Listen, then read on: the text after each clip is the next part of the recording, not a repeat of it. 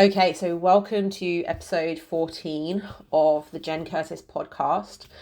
I decided that this episode I'm going to try something a bit new, and I want to talk about balancing work and motherhood, which is not strictly sort of a it's not strictly sort of fat loss, nutrition, training, but from having worked really closely with mums for a decade now and having worked online on fat loss for a few years, and having front row seats to a lot of people's lives, this is a really big topic that can be a really big obstacle for your fat loss journey.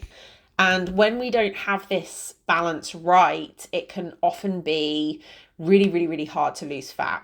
So when our lives are really filled to the brim, when we just don't have any breathing space, when we're not getting enough sleep, when we're stressed with work, when we're sort of always rushing around, trying to get everything done, there's obviously there's just no space to fit fat loss into that, and that does happen a fair bit. Is that people join my program and they are just absolutely chock-a-block, completely overwhelmed by life. Everything is so full on and they don't have a moment spare. And then they want to pile fat loss onto that. And the thing is that my program, or any fat loss program, any attempts to not just lose weight but improve your health, eat more healthily, exercise, these things take time, and you do actually need time in your week. You need to budget time for these things to happen. And if everything's just so overwhelming as it is, it's very, very, very hard to just pile a fat loss attempt on top of that. And the women who do try to do that, I tend to find that each week they end up reporting back that, well, I haven't done this and I haven't done that. I haven't had time for it. I haven't tracked my calories. I haven't got my workouts done. I've struggled to find time to do the workouts. And, it's not going to just magically happen. We actually have to budget for this. We can't, I really focus on my fat loss program on helping you lose fat with the minimum amount of work. Like, I want you to continue living your life. I want you to find ways of automating the process. I want to find as many ways as possible of making the process easier than it could otherwise be. And I don't want you to feel like you have to dedicate, 100% of your life for 3 months to losing body fat. Like, that's never going to work. But on the other hand, if you're expecting to be able to do it in 0 minutes a week, you're living in la la land. It's also not going to happen. So we do actually need there to be some time available for it. And the biggest obstacle to that is overworking and having a really, really full life and just having no room. And balancing work and motherhood is obviously a really big part of that. So I wanted to get some of my thoughts down in a podcast episode, talk about some of the reasons why, like, conceptually we find this hard to do and culturally we find it hard to do, and hopefully recommend some solutions. So I want to start in probably a bit of an unexpected place, but I want to start by sort of zooming out and looking at our kind of like cultural conception of like mothers and working mothers and what we should do and what the expectations are, because I think and kind of just start with like the brand of feminism that we were all brought up with. I'm in my 30s now. You're all probably sort of around my age, and I think that my generation was brought up with a brand of feminism that kind of, on the one hand, it kind of just brushed past all topics of motherhood. Like, when I was growing up, I fully felt like I was equal with the boys and that I could do anything that I wanted to do. That was always instilled in me in school and at home and from my family, that I could have any job I wanted to do. My granddad always said that I should be a politician because I love to argue, and he'd joke that I should try to be prime minister, which obviously is rubbish. But the point is that, like, the men in my life also talked to me a lot about work. I was asked what I wanted to do, and there was very much a feeling of like, you can do anything, you can be anything that you want to be. And I think most of us were brought up with that. We weren't brought up with, maybe what our grandmothers were brought up with, and told that there's certain things that we can't do because we're a woman and because we need to be a mother. In fact, it was kind of the opposite. We were brought up to where I was never, ever, ever asked about motherhood. I was never asked if I wanted to be a mother and how I might want to. I was never asked what sort of man I would like to marry. It was just never suggested. All that was ever talked about when it came to my future was work, what job I wanted to do, and how much money I would earn, and how successful I would be in terms of society, how society sees me. And it was always emphasized that I could do absolutely anything that I wanted to do, and that that there were no limits on me because I was a girl or a woman. That was just never even occurred to me, apart from some conversations with my grandmothers where they expressed to me how they were held back because they were women. Other than that, I just didn't have any sort of limits on what I could do in terms of work. But I was never, ever, ever asked about motherhood, and if I wanted to be a mother, how I wanted to be a mother, if I wanted to be at home full time, or if I wanted to work full time, or if I wanted to combine the two, or how that might look. And I think that that's a really strange thing because it's such a huge part of my life now. It's probably the biggest part of my life. I love my job and it's a big part of who I am, but it's nowhere near as important to me as my children. And it's nowhere near as important to me as being a mother. So I think we kind of almost went too far. Feminism went too far for our generation. It kind of threw the baby out with the bathwater and never prepared us for the most part. And I think most women that I've spoken to, most of my friends feel the same way. They just never got prepared for motherhood. And so now, as adults, we kind of feel like work is the most important central thing in our lives. We've been brought up to think that way. And then being a mother is kind of just a side project, where I don't actually think that's right. I think that the being a mother should be the central part, and work should somehow kind of fit around that. And I'm far from a stay-at-home mum or like a trad wife or anything like that. Like, I love my work and it's very, very important to me. And my kids are in full-time childcare from a very young age. But still, like, the being a mother part is still the central part of my identity, and work does have to fit my lifestyle as a mother and my life as a mother now. And I think a lot of women don't start from that starting point. And the reality is that if you want to have kids, right, especially you're gonna have 2, 3, 4 kids, right, you can't just a lot of women that I work with sort of try to keep working through having kids as though they hadn't had kids, right? They still expect to be able to put the same amount of hours and the same amount of effort into work as they were doing in their 20s before having kids. And for that to just, they just expect that will be like how they can do it. And it's just, I think, an impossible task that completely sets you up for failure. And I've heard lots of women say, you see it on Instagram and things like that, but I also hear clients say things along the lines of, society expects women to mother like they don't have jobs and work like they don't have kids. And I think that's bullshit. I don't think society expects that at all. I think that women, or some women, expect that of themselves, and they expect that of their lives. They were, a really successful lawyer, worked really hard through their 20s, then they get into their 30s, they have a couple of kids, and they expect to still be able to do that 60, 70-hour work week the way they were doing before, and to be able to just fit motherhood into that somehow. And they're not properly looking at their overall week. I think there's 168 hours in a week, is that right? They're they're not looking at their overall week saying, okay, this is how many hours I actually have, and how do I fit all of these activities in, and how many hours do I have for this? How many hours do I have for that? Including sleeping, including working out, including, all the things that you want to do. And a lot of women aren't sort of being really honest with themselves about like, okay, something has to give, right? I'm not going, if I decide to combine both, right, which is basically what I'm talking about in this podcast, because you could be a full-time mother, right, and not work. You could be a stay-at-home mum, or you could work full-time and pay someone to look after your kids, get a nanny or something like that.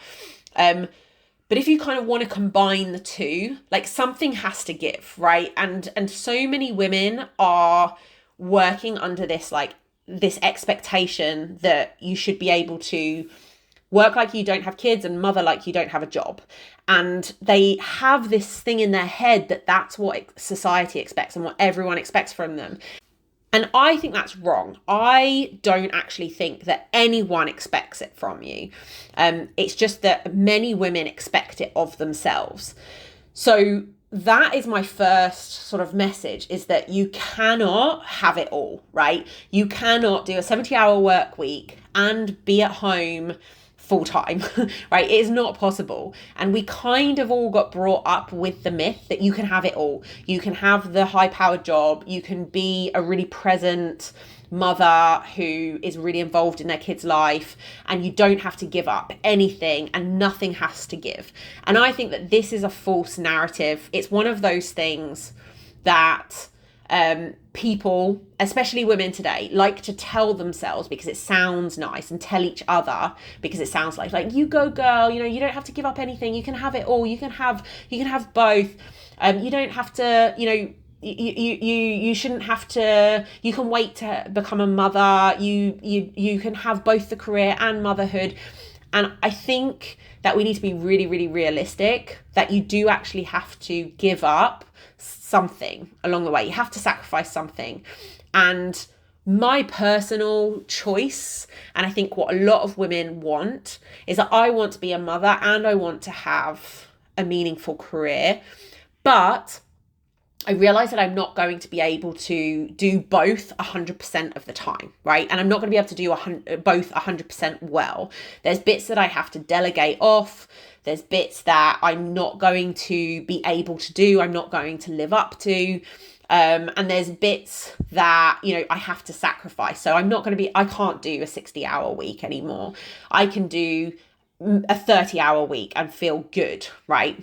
Sometimes I can push and do a 40 or 50-hour week for 1 week if I'm doing a big launch or something, but I can't keep that up week after week. I know my limitations.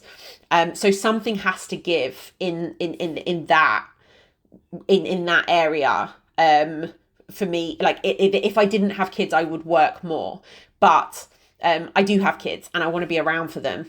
So something has to give. And I think a lot of women don't operate on that basis. They're still trying to keep all the balls up in the air as though there were no other balls in the air. And I think a really big part of this is a personality trait called agreeableness. So I don't know how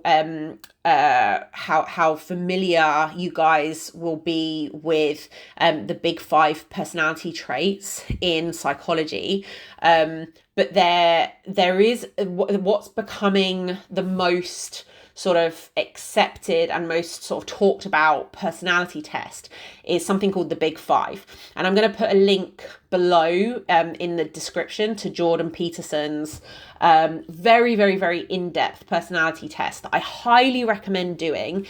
It's based on the Big 5.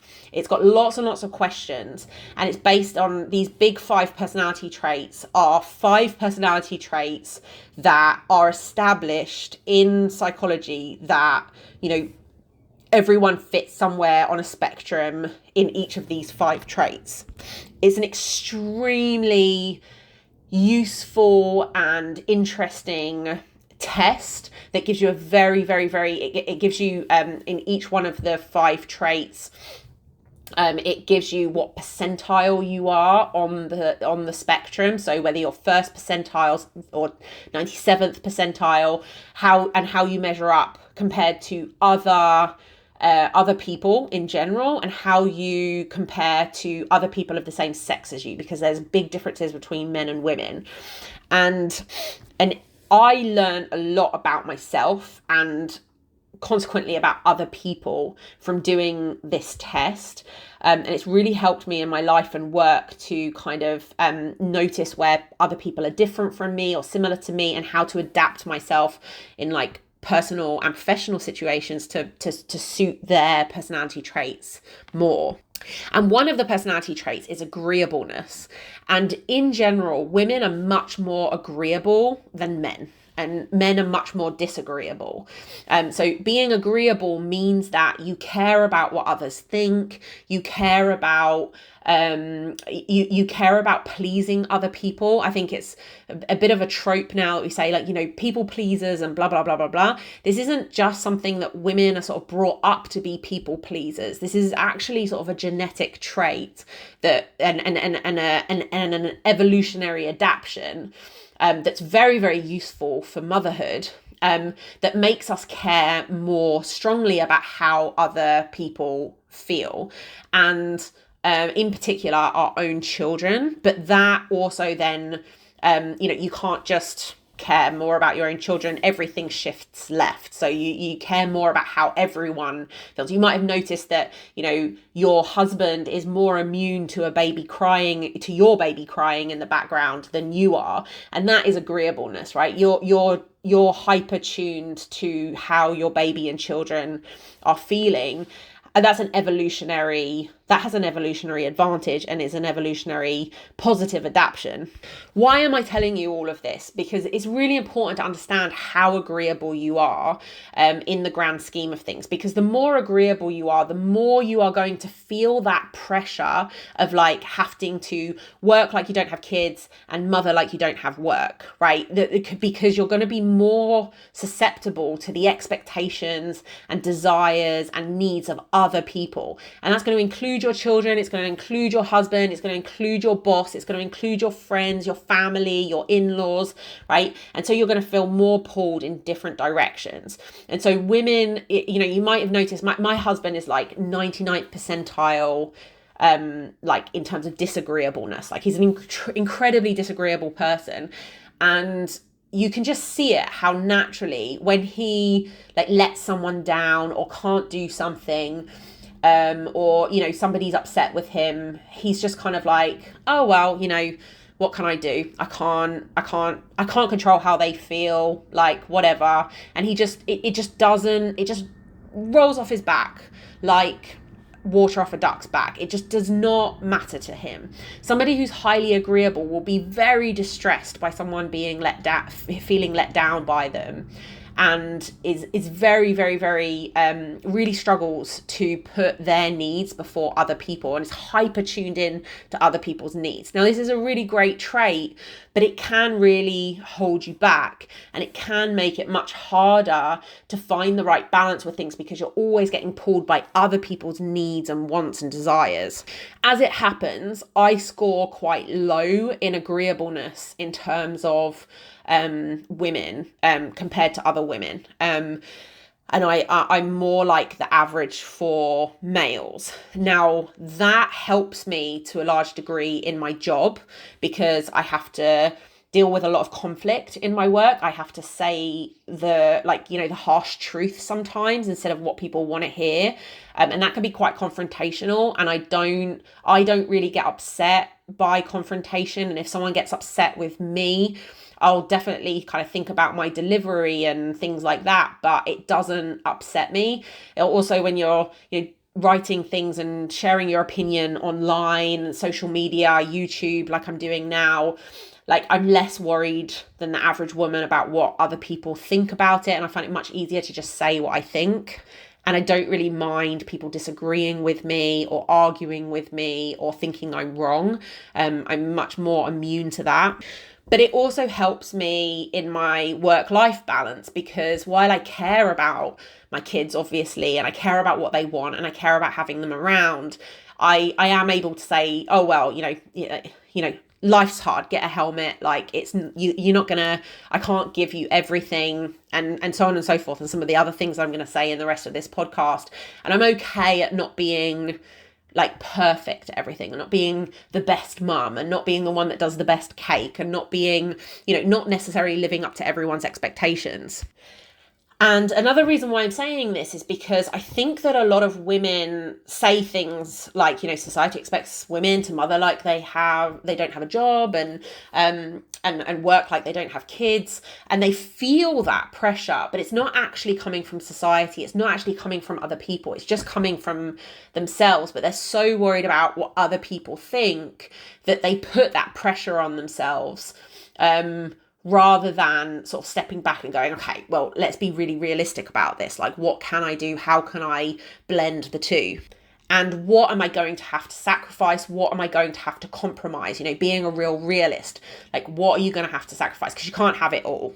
And I think a lot of women also walk around with the belief that men don't have this, right? Men don't have this problem, that they don't have the same sort of expectations that women have, and I also think that's wrong. I think men are expected to do a lot. They have a lot of pressure on them. They feel a lot of pressure in terms of providing and protecting and in their work. And there's more pressure on fathers to be around than there ever has been. If I go back to my what I've heard of even just my father's childhood, and how much his father was there to support him and talk to him and be present in his life.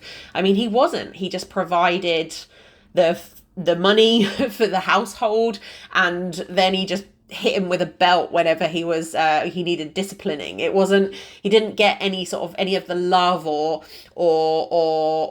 closeness or affection that we expect modern fathers to have. So I think, those expectations have increased on parents across the board, not just on mothers. And that also brings me to an interesting paradox of our time, is that mothers, but parents in general, but mothers in particular, actually spend more hours per week now, today in 2023, actually just parenting their children, spending quality time with their children, like teaching them how to do things, explaining, playing with them. We actually spend more time than ever in history, women did. So even my grandmother, she was a stay-at-home mum. She had 3 kids, and she stayed at home until her youngest was 13. Right. So she was completely a stay-at-home mum. But she spent less time playing with and interacting with her children and bonding with her children than mothers today do, because there was a different cultural expectation. Like, she was a 1950s housewife and had to keep the house clean, and all the domestic goddess stuff, which I'm not saying is better in any way, but those were the social expectations. And spending actual time with your children, you left babies to cry, you left toddlers to cry, children should be seen and not heard, that sort of thing. And that was just one generation ago. Mothers today are totally different to like how my grandmother was. And I suppose that's 2 generations ago, isn't it? When my grandmother was being a mother. But that's a massive change. And there's this strange paradox in our times that that mothers and parents, fathers as well, spend more time actually playing with, interacting with, bonding with their children than ever before in history. Yet we also feel like it's never enough, and we always feel like we should be doing more and should be spending more time with our kids. In the past, your kids would be there, they would be expected to play while you cooked and cleaned and did other things and socialized, and went to the shops. Whereas today we're sort of expected to be sitting down on the floor, playing with our babies, playing with our toddlers, and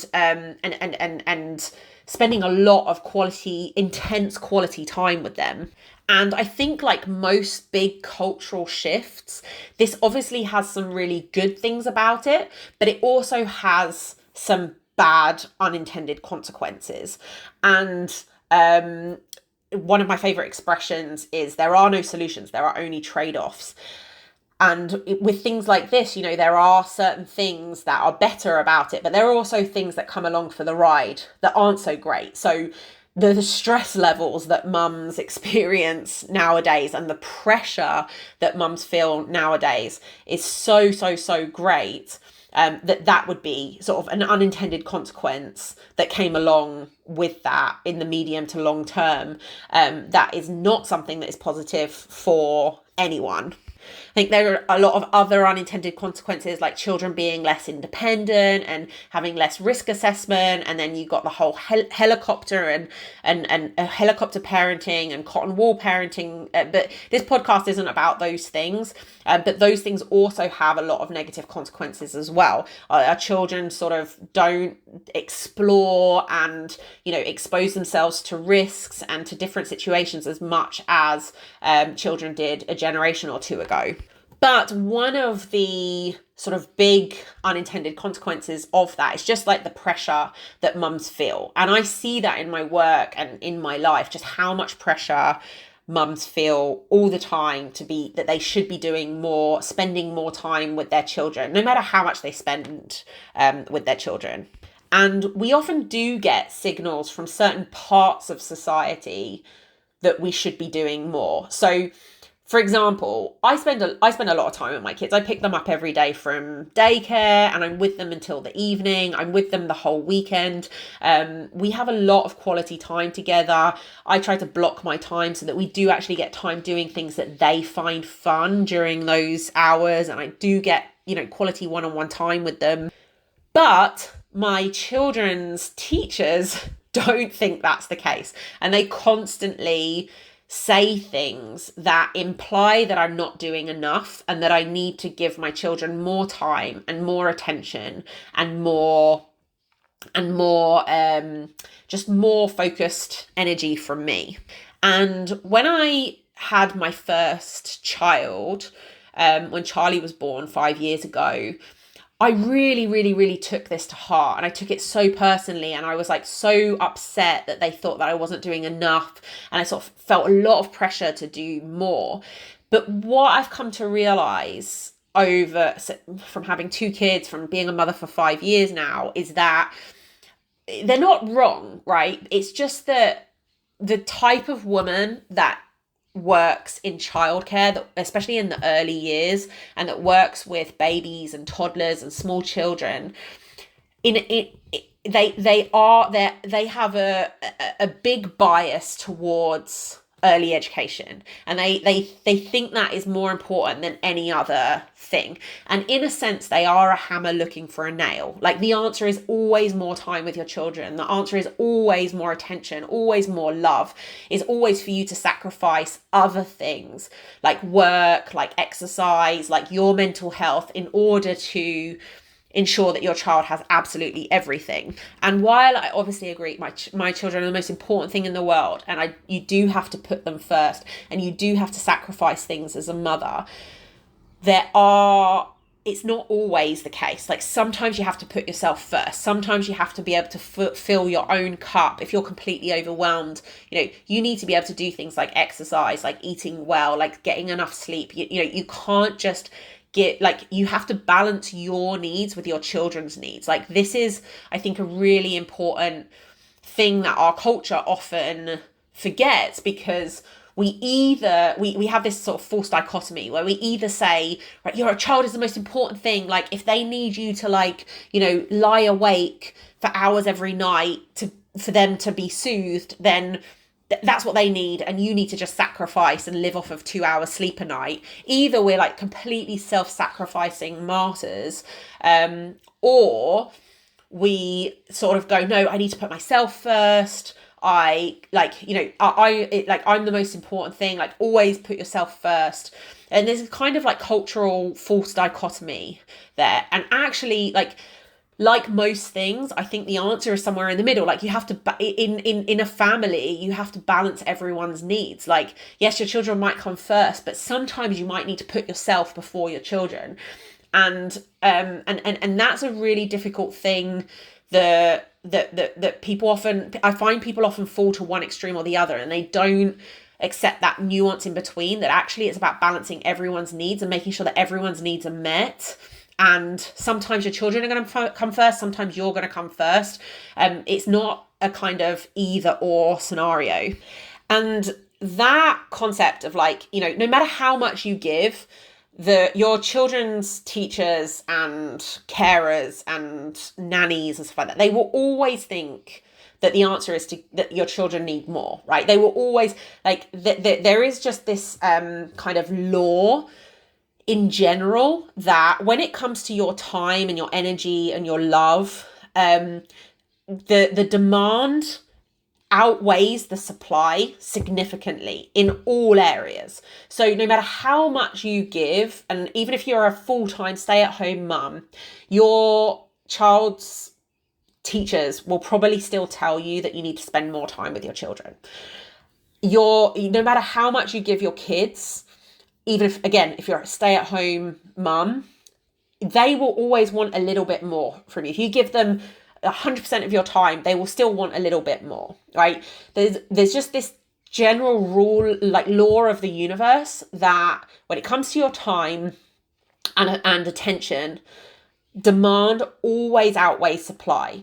And it's the same in your job. If your your boss is always going to want a little bit more even if you do all of the things that you're supposed to do in a given week, he's going to ask for a little bit. He's not going to say, oh, well done, go home early. He's going to add something to your plate. I'm self-employed. Like, it never ends, right? I never do all the things that I could do in a given week. There's always more things that I could do. With your partner, they are always going to want more than what you can give. And you're always going to want more, right? You're always going to want more time to yourself than you currently have, right? It just is a law of the universe that demand will always outweigh supply. And you have to kind of compartmentalize your time and divvy up your time according to like the time that you actually have, the 168. I just went to my calculator to check that. Yeah, the 168 hours that you have a week, you have to divvy up in terms of all the things that are important to you and all the things that you have to do. And you can't create more hours, right? You have to start from this basis that you only have 168 hours to spend. Like, that's your budget. You don't have 170, you don't have 180, you don't have 200, right? So you've got to be able to divvy up your time. And it's really important to accept that that supply is always going to be shorter than demand, or that demand is always going to be higher than supply. Once you accept that, then you can say, like, well, I can't give you more than X. Okay, this is the time I have to spend with my kids. This is the time I have to work. This is the time I have to exercise. This is the time I have to for my husband. This is the time I have for myself. I can't give more hours than that. I have 5 hours for this. I have 20 hours for that. I have 40 hours for this. This is what I have, and I can't give any more because it has to come from somewhere else. Like, that's the budget that I have. And once you're able to do that and be really realistic with your time, then you can say, like, then you have to be okay. It comes back to that agreeableness side of things. Then you have to be able to let people down. Well, I know that you would like to have more time with me, but I don't have more time to give because I have to work, right? Like, you can't give everyone everything that they want all the time, and you can't be everything for everyone all the time. And then you have to be okay with sort of letting people down to a certain extent. And this is where being more disagreeable is really, really helpful, right? Because you're okay with saying, well, I know you'd like to have more, but I don't have more. So, like, this is what I have, right? And then you just kind of move on and everyone moves on from it. Whereas if you're a super duper agreeable person, then you find that really, really painful. And if you have, 7 different people, your boss, your husband, your 2 kids, your kids' teacher, like everyone telling you, your coach, that you need to spend more time doing X, you're going to be super duper stressed because you're going to feel those expectations of all those different people, and you're not going to want to let anyone down. So this isn't necessarily something, so this is quite it goes back to this agreeableness trait, and it's quite a genetically determined trait. It's not something that you can actually change about yourself. That's kind of the bad news. But once you're aware of it, you can then train yourself to tolerate this more? And I think this is actually the answer, is like learning how to tolerate those negative feelings of letting someone down or not being everything that someone needs, not being able to be, A+ student every single time, being able to tolerate that. And once you know that about yourself, once you know that you're agreeable and that that's really, really important to you, and you're really conscientious, which is another trait in the big five, like you can then start to allow yourself to, sometimes let people down and be okay with not being absolutely everything to everyone all the time. And this kind of overlaps with people pleasing, because I think that this is better language to describe people pleasing, because not every woman people pleases, right? I think it depends on how agreeable you are, and the more agreeable you are, the more prone you are going to be towards people pleasing. And women like myself don't really struggle, like where I'm quite disagreeable, I don't really struggle with people pleasing. So if this is something that you notice in yourself and you notice that it's because you're agreeable, I think that's better language to describe it. You can then start to work on saying no, setting boundaries, letting people down, not always, living up to what you think everyone's expectations are, because they're probably not as high as you think they are, and recognizing that it's more something to do with yourself and your need to please other people and live up to other people's expectations, and rather than like actual expectations from other people. I think other people are actually much more forgiving than we think they are. And, just a couple more examples of how this sort of manifests. I often, since I realized this about myself, I often joke at my son's daycare that like I'm a C- mother, like that I'm not trying to be the best in the class, right? Like I'm the one who's going to bring like plastic cups and plates. I'm not going to be the one that makes the cake. I'm not trying to compete, because as soon as you're trying to compete with other mothers and be the best one and be the one that always brings the best snacks to the party or whatever, throws the best party, like you're just in that rat race of trying to keep up with everyone else. Whereas if you're okay with just doing things like just doing like the minimum sometimes, just throwing a basic birthday party, like your kids are usually happy with it, and you don't need to be the best all the time. And so like being able, I think, but everyone sees it as like, a competition to be the best one. And when you can step back from that constant like race and battle to be better than everyone else, you take a lot off your plate and you take a lot of expectations off yourself, and you can kind of just enjoy your life a bit more. And another way it comes up a lot that I see is with some clients, I describe it as like good student syndrome, where they kind of want, they sometimes they fudge the numbers, or they curate very carefully what they tell me, because they want to get a pat on the back from me. They want me to tell them that they're doing a good job, that they want to get that sticker and an A+ from their teacher. And in the meantime, like sometimes things don't add up, because they're painting this really nice picture for me, because they want me to think that they're doing everything that I'm telling them to do. But in reality, they're not doing it, and they're not getting the results. So for example, they're not losing weight, and something isn't adding up. And I really try to encourage those sorts of clients, because I know they're probably much more agreeable than the average person, and they don't want to let me down. So I really try to get them to turn their locus of their focus inwards on themselves. That like it's not about pleasing me, or it's not about me thinking they've done a good job, or soothing my ego. It's about them. It's about them getting the results that they want. It's them getting the help and the support from me that they want. And so rather than kind of showing up each week and painting this picture that you're doing everything perfectly, come to me and tell me what you're struggling with. I'm not going to criticize you. I'm not going to judge you. I'm not going to tell you that you're not doing enough. I'm going to help you try to find solutions and try to try to sort of tailor the program to you better so that you can get the results that you deserve, rather than it being about, getting praise from me. So again, that's another way that if you sort of discover about yourself that you're highly agreeable, then you can sort of then start to adapt your behavior and your reaction and start looking at things a bit more closely so that you get a better result out of it than you otherwise would.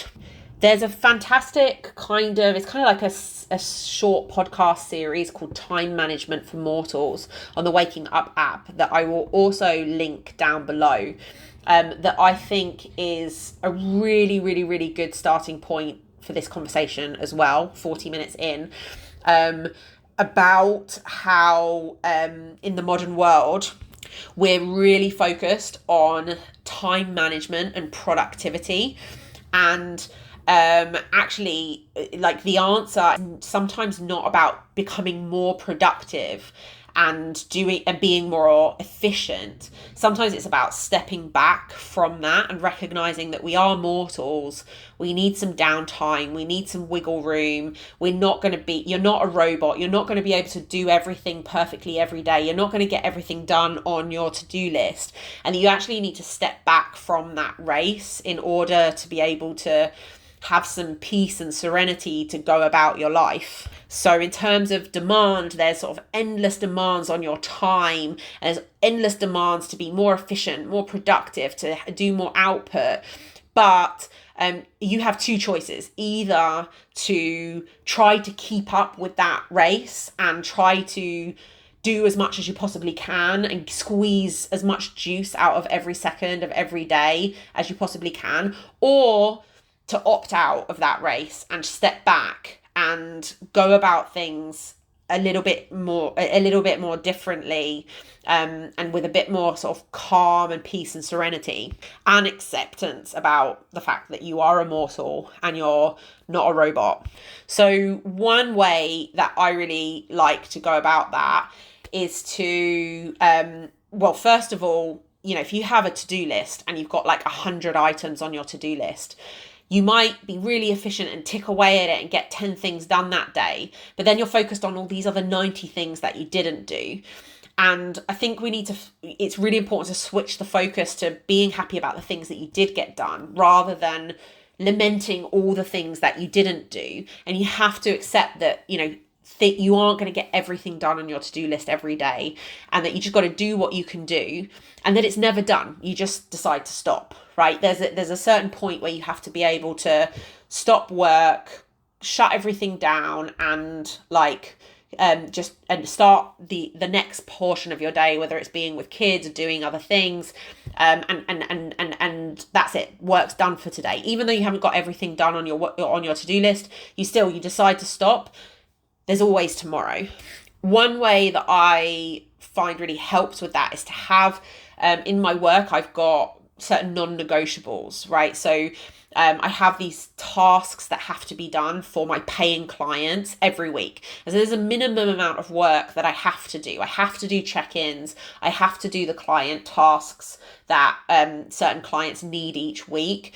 And that all amounts to about, depending on how many clients I have, to a maximum of 20 hours a week. And those things have to be done.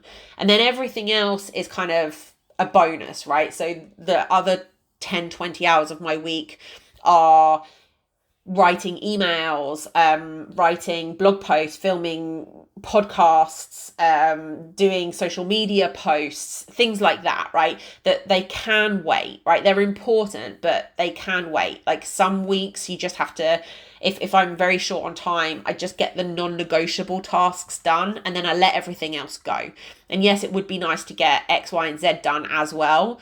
But sometimes other things take over. You get a sick kid, or there's a holiday, or there's other things going on. So I always have that like elasticity in my work built into it, so that, in an ideal world, I'd be doing sort of 35 hours a week, 40 hours a week, but some weeks it's going to look more like 15 or 20 hours. It's also really important to take into consideration when figuring out those non-negotiables. something called the important versus urgent matrix. So if you imagine a quadrant where you have across the top important, not important, and then down the vertical axis, urgent, not urgent. There are certain tasks every week that are urgent. So for me, like doing my check-ins every week and doing client tasks, say like writing new programs, that's urgent. It's also important, right? They have to be done. And there's no way around that. But often, a lot of things in life, we get really bogged down in the quadrant of not important but urgent. And like things like answering messages and like just sort of busy work, like tidying your desk or cleaning out your email box. We get really bogged down in those things that feel very, very urgent, but they actually aren't that important. And we want to be hyper aware of those tasks and try to make sure that they don't get prioritized, right? That you're prioritizing the important and urgent stuff. But then there's also this whole other quadrant of important but not urgent. And things like exercise, eating healthily, eating the right amount of food, these go in, for me, filming podcasts, these go into that quadrant, right? Where it's super duper duper important, right? It's really important to look after your health. It's really important to work out, but it's not urgent. You can always do it tomorrow. You can always put it off until next week. And it's really important to be hyper aware of those tasks and to prioritize them first.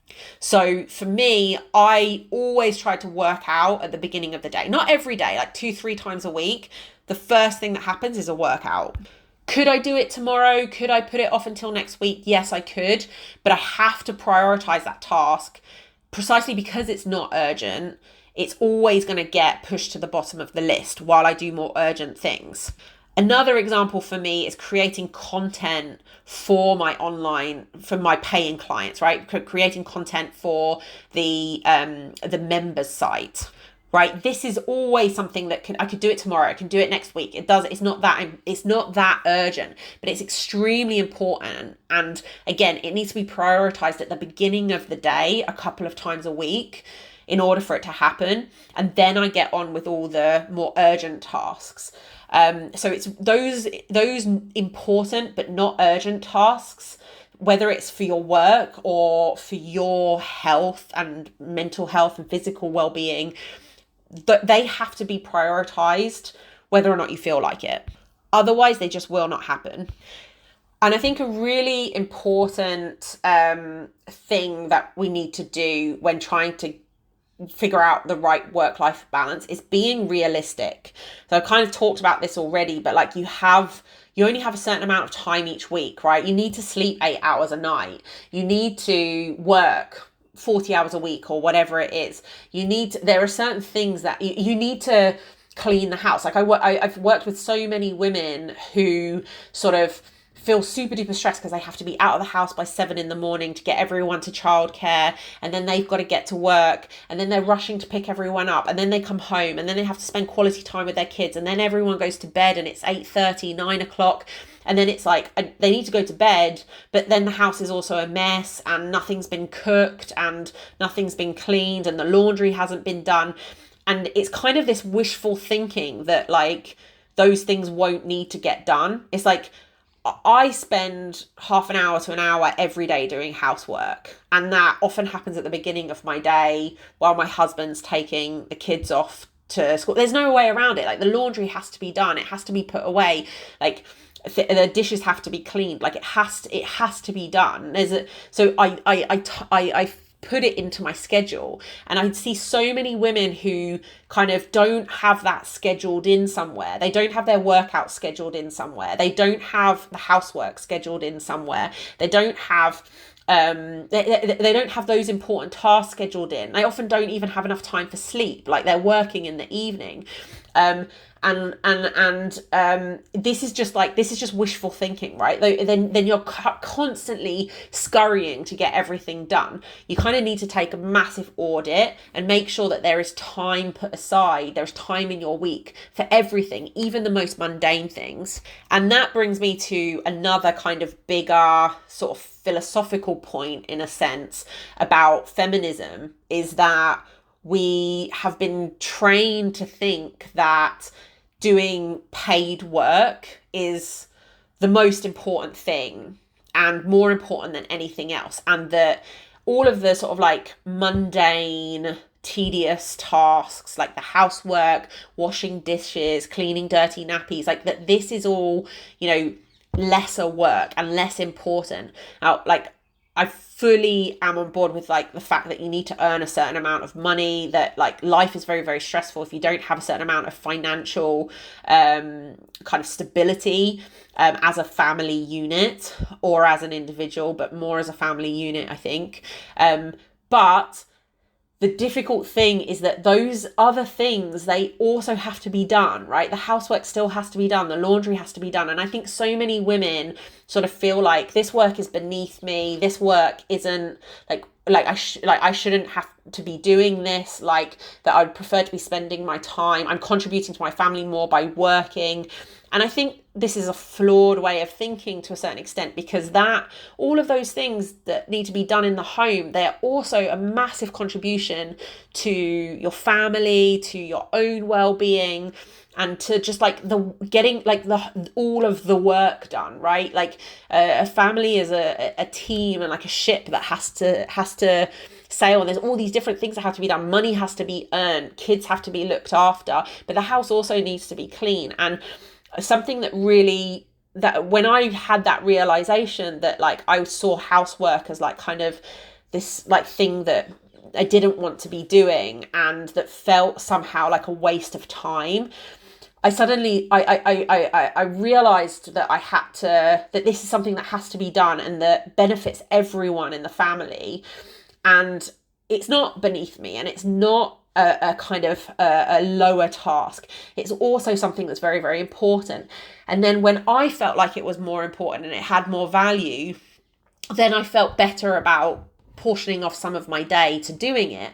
And I love to put in a podcast or an audiobook and listen while I'm doing these things. And then I'm kind of, getting some mental stimulation at the same time as like, folding up clothes, which is the main problem. Is this stuff is really, really boring. But once I accepted that this is going to take half an hour to an hour every single day of my life until my kids leave the house, right? This is going to take this time. So this time has to be set aside, whether I like it or not. And I can skip a day, but I can't really skip 2 days or more, because otherwise everything starts to fall apart and the whole house is a mess. And likewise, sometimes I have to put a whole day aside or a half day aside to organize something or to sort something else out in the home. Every few months, that has to be done. And the moment that I started seeing that as valuable work that's contributing to the family, and that, using that time to listen to a podcast or something like that at the same time when it is really, really tedious, boring work, like everything changed. And I felt good about spending that hour every day doing that, rather than sort of trying to cram it in before I go to bed, but actually after I should have already gone to bed, and just kind of being in denial that it needs to be done at all. So I think it's really important to, my point here is about yes, about the value of housework, but also the bigger point that I'm trying to make is about being realistic, right?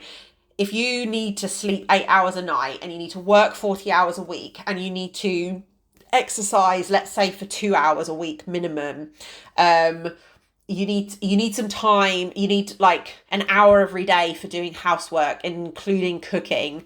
You need like you can't, all of these things can't add up to 250 hours a week. They have to add up to 168 hours a week. You have to have enough time for doing all of those really important tasks. I think a lot of women aren't doing that. They've got a crazy busy life. They're trying to work, study, be with their kids full time. Like they're trying to keep up with everything, and then they try and pile like something else on top of it and it just doesn't work, something like fat loss. I definitely think there's a place for delegating or for outsourcing things. So there's certain things in my business that I outsource, like tedious tasks or like technical things that I don't know how to do that I outsource to someone else.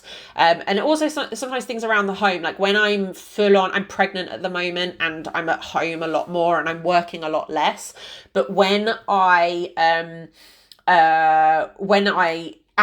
in full flow, working full time, I pay someone to clean my house once a week, right? Because I can't do it all. I can't do everything. So having this lady that comes and she cleans my house for 5 hours a week, it takes a lot of things off my plate.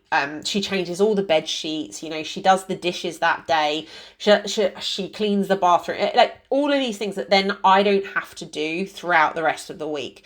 And something has to give, right? You can't do it all. And when I'm working a 40-hour week, I don't have anywhere to put that cleaning in. So someone else has to do it.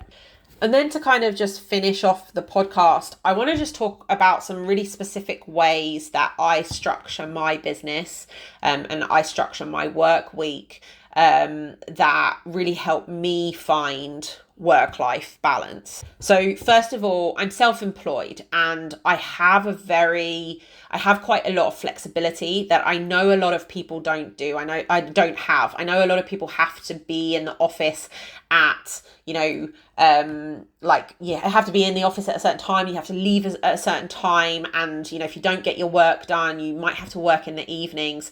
So I often get, pushback when I say, this is how I work because other people don't have the same flexibility that I do.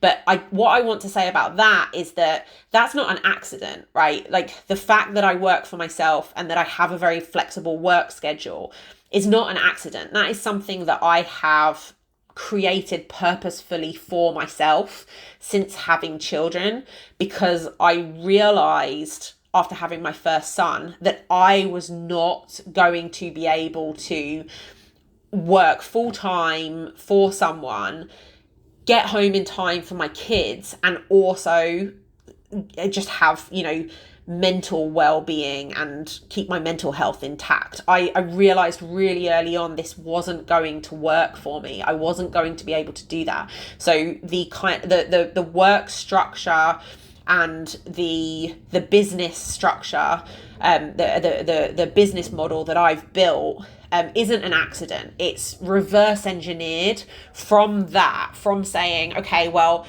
I want to work this many hours a week and I want to have kids and I want to be around for them. I don't want to work until 7:00 every night. I want to finish work at like 3:30 and then go pick my kids up, right? That's how I want my life to be. So I've actually reverse engineered my entire business model to be able to accommodate those preferences as a person, and also my limitations, right? Because I'm relatively high in conscientiousness. Like I'm a hard worker. I do care about having earning a certain amount of money and having a certain career, but I'm also not somebody who will just work 24/7. Like I need downtime. I need time with my kids. I need a lot of sleep. I need to exercise. I need to eat well. So I need time off as well. And so I've really tried to build my work around those things that I want, but also around my limitations as a human. I won't go into detail about my sort of business model, but I do have a kind of a monthly fee kind of business model. I don't do per hour worked. I have a monthly fee that people pay me, and then a service that I provide. And that has been really, really, really fundamental for me, rather than giving someone an hour of my time and then being paid for that. And I think, anybody, if you are self-employed and you're doing a per hour sort of thing, you do want to have more of a retainer sort of setup that really gives you a lot more flexibility to play with your schedule. From there, I've then played around with pricing and with clients, with numbers of clients, and I've kind of gotten to the point where I found my sort of happy place at about 30 clients. Now, I can take on 40 clients at one time, right? I have enough time to do that in the week. And so what I did is when I first started my working the way that I work is I built all the way up, kept going, kept adding people until the wheels started to fall off, right? And when I got to about 40 clients, I started fucking up. I started letting things slip. Things started slipping through the net. I let a few people down, and I then, made up for it and either refunded them or gave them something. But I couldn't, the wheels started to fall off for me basically around 40 clients, and I started to get stressed and I had too much work on my plate. So I reeled back from there and found where I was most comfortable, which is around 30 clients a week. And then I have, like I mentioned before, my non-negotiable tasks. So tasks that have to be done for those paying clients every week. And I don't really want that to exceed 20 hours a week, because when I have busy weeks, when there's like a holiday, I live in Israel, there's like a million Jewish holidays, there's always something coming up, there's a sick kid, whatever. I want to have that flexibility in my week to be able to take a day off and not be totally stressed. So if I am really pushed into a corner, I can get all of my work done in like 2.5 days, right? And then that leaves me the rest of the week to do not the non-negotiable stuff, but to do the extra stuff, right? The stuff that is nice to have. It definitely makes my business run better, like posting on social media, on Instagram, making podcasts, writing emails, keeping up with messages and emails and things like that. Those things are incredibly important. Don't get me wrong, on the average week, I need to get those things done as well to make my business work and to ensure that I have a pipeline.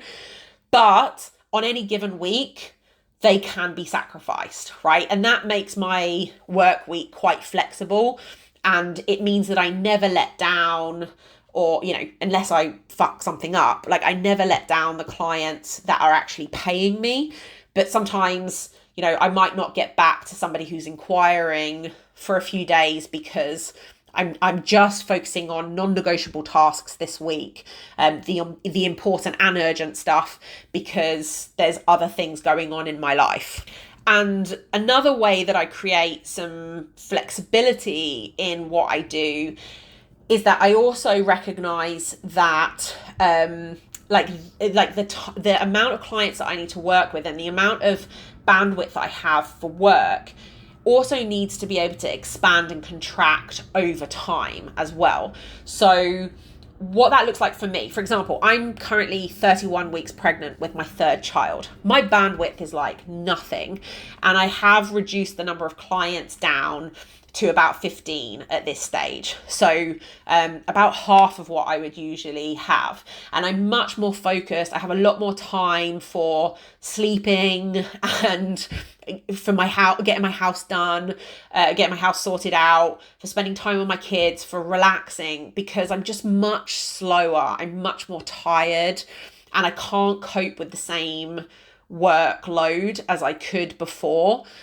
So I know that has to reduce, and it will probably reduce even more. And then I'm going to have time off when at the very end of the pregnancy, and I'm going to have time off postpartum to just be with the baby. I know that also I've had a very, very, very challenging year where my grandfather passed away and I had to fly to the UK. I moved house. My brother had an operation on his back and I had to fly to the UK again. I had some some family issues that I had to sort out. I got pregnant and I really struggled through a pregnancy. There's been a lot going on this year.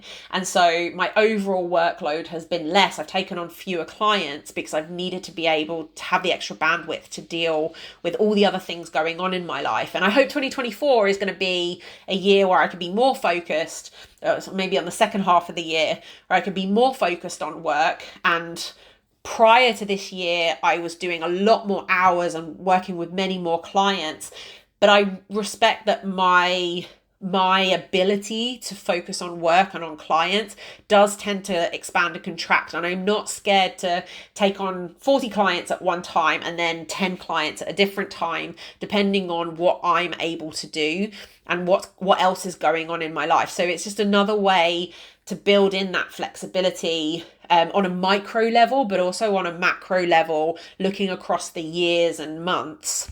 Like I said before, I also factor in for things like cleaning and tidying my house. So, you know, my husband's in the army at the moment and hasn't been around for about 3 months. So again, this is where I've then needed to be around at the house a lot more. I've had a lot less bandwidth for work on top of being pregnant.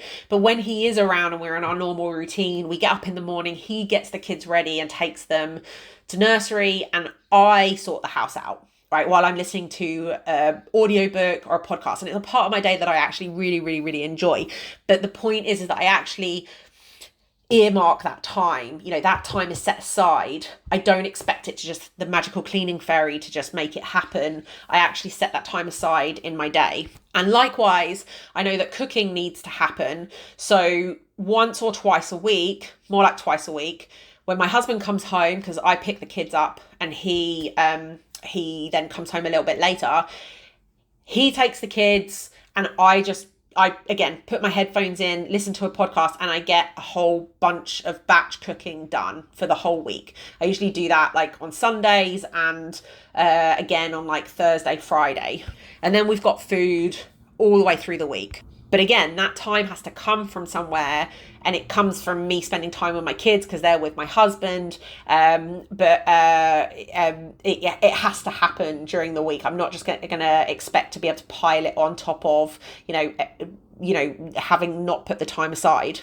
I also plan ahead.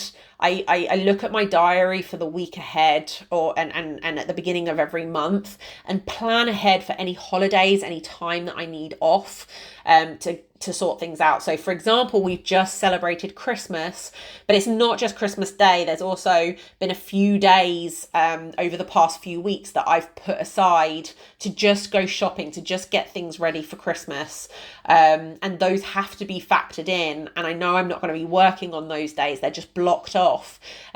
Again, otherwise I just end up trying to do it after the kids go to sleep and I get super duper stressed. And this allows me to actually enjoy the holidays more as well and not feel so stressed trying to pile it all on. Sometimes that means I have to push all of my work into 4 days a week, but that again, I've built that flexibility in that I'm able to do that.